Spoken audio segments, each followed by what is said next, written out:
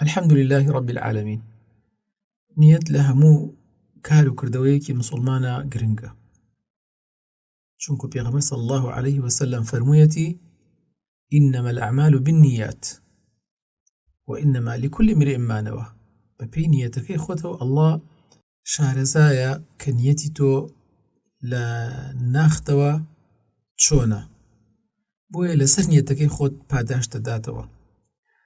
لە ڕۆژووە و لە هەموو عیبادەتێکی ترە نیەت زۆر گرنگە. بەڵام کۆمەڵە مەسەلەیەکێت سەبارەت بە نیەت لە قسەی ئەهلی عیلمەوە بە کورتی باسی ئەکەم ئینشاءالله.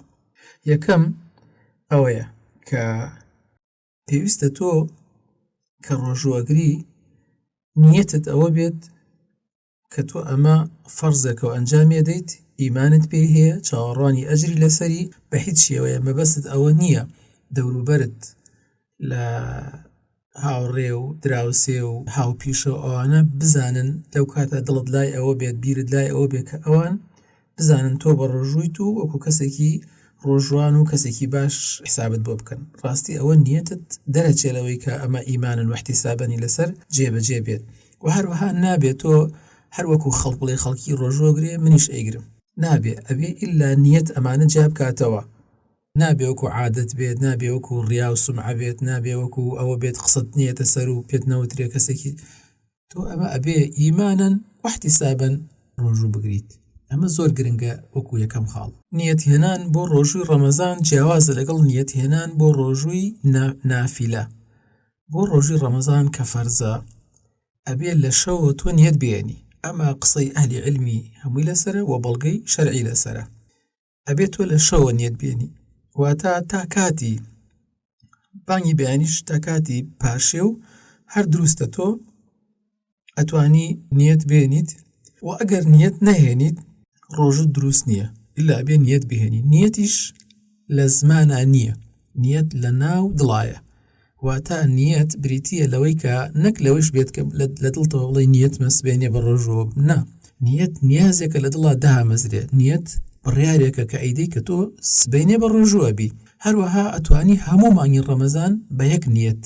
ئەڵڵا ئەزانێت تۆ بڕیارت داوە ئەم ڕەمەزانە هەمووی بە ڕۆژووی تەواویتر. ئەگەریش هەموو شەوێ حەز بکەی دووبارە بڕیار بدەیت کە تۆ سبەینێ بە ڕۆژوو ئەبی خراپ نییە، بەڵام یەک نیەت وەکو ئەهلی عیلم ئەفەرمون بۆ هەموو مانگەکە کافیە کە تۆ بە ڕۆژووە بی. اینجا وەکو وتم ئەمە کە بڕیارت دا شەو بەیانی هەڵەسی بۆ شەو هەڵەسی بۆ پاشێ و ڕۆژی دوا سبەینێ بە ڕۆژووە بی، ئەمە تۆ نیەتت هێنا. یان کە هەڵەسی بۆ پارشێ و ئاوە خۆی و نانە خۆی، ئەمە چییە؟ ئەمە خۆی لە خۆیان نیەتە. کەواتە نیەت تەلەفوظی بە زمان بیدعەیە، نەکراوە. پێغەمبەر صلی الله عليه وسلم ئەصحاب شتی وایان نەکردووە. ئەهلی عیلم یەک حاڵەتیان باس کردووە لەو هۆی کە باسم کرد، ئاماژەم پێ کرد، ئەویش ئەوەیە ئەگەر کەسێک شەو نەیزانی بەیانی ڕەمەزانە و هەڵسا لە خەو بۆی دەرکەوت ڕەمەزانە، لەم حاڵەتە خلافێکی لەسەرە، بەڵام الله ئەعلەم ڕەئی ڕاجح ئەوەیە کە ڕۆژوو خۆی ئەگرێ و ڕۆژەکەی دروستە و لەبەرەوێ ئەو ئەسڵەن بیزانایە ڕەمەزانە ئەیگرت، بەڵام وای زانی ڕەمەزان نییە. بۆیە ئەمەیشە ئەهلی عیلم فەرموویانە ئەتوانێت ڕۆژوو خۆی بگرێت و بانیەتی لە شەویشەوە نەهێنابێت، چونکو نەیزانیوە ئەمڕۆ یەکەم ڕۆژی ڕەمەزانە. ئەهلی عیلم هەندێ حاڵەتیان باس کردو بۆ نمونە، بەشەرە زۆر بۆ ممکنە هەندێک کەس لەگەڵا ڕوو بدات، ئەڵێ کە ئەگەر نیەتی هێنا بۆ ڕۆژوو و پارشەویشی کرد، دواتر خەو بردیەوە و خەوت و هەڵنەسات تاکو بانگی مەغریب، واتە تا کاتی بەربانگ. لەم حاڵەتە ڕۆژەکەی دروستە و پێویست ناکە ڕۆژەکەی دووبارە بکات. و ئەڵبەتە حاڵەتێکی دەگمەنە، بەڵام ئەهلی عیلم هەموو شتێک کە ئەگەریشی کەم بێ هەر باسییان کردووە. مەسەلەیەکی زۆر مهم هەیە لە نیەتە، ئەویش ئەوەیە ئەگەر کەسێک لەبەر هەر سەبەبێک لە ناو ڕۆژۆکەیە، لە کاتی ڕۆژە، لە کاتی ڕۆژوگرتنەکەیە، لە کاتی بە ڕۆژوو بوونەکەیە بڕیاریدا ڕۆژۆکەی بشکێنێ، بەڵام دوایی لەبەر هەر سەبەبێ ڕۆژۆکەی نەشکاند، بەو نیەتە ڕۆژۆکەی ئەشکێت.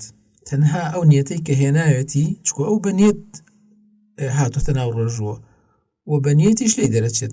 بۆیە ئەگەر نیوەڕۆ بۆ نمونە بڕیاریدا ڕۆژەکەی بشکێنێتتر، ئایا سەبری نەما لەسەرەوە، ئایا هەر شتێک، دوای کە نەیشکان هەر شکاوە ڕۆژەکەی بەو نیەتەی کە هێنای بشکێنێ، چونکو ڕۆژ و گردن ئەسڵەن دوو ڕوکنی هەیە وەکو زانایانە فەرموون، ڕوکنێکیان نیەتە و ڕوکنەکەی تریشی ئەوەیە هەموو شتێکە ڕۆژوو ئەشکێنێ لی دوورکەویتەوە، چاکە تۆ ڕوکنێکی هەڵەشانەوە ڕۆژەکەیش هەڵەوەشێتەوە. هەروەها حاڵەتێکی تریان باس کردووە لەم بارەوە، فەرموویانە ئەگەر کەسێک شەوی 30 شەعبان بۆ نمونە خەوت و وتی ئەگەر سبەینی ڕەمەزان بوو ئەوە نیەتم وایە کە لە دڵخۆیەوە نیەتم وایە کە بە ڕۆژوو بم ئینشاءالله. جا ئەگەر سبەینی هەڵسا و بۆ نمونە بۆ پاشی هەڵنەسا و بۆی دەرکەوت کە ڕەمەزانە و ڕۆژەکەی لەسەر ئەو جۆرە نیەتە بگرێت و بەردەوام بێت، ئەفەرموون ڕۆژەکەی عەیبی نییە.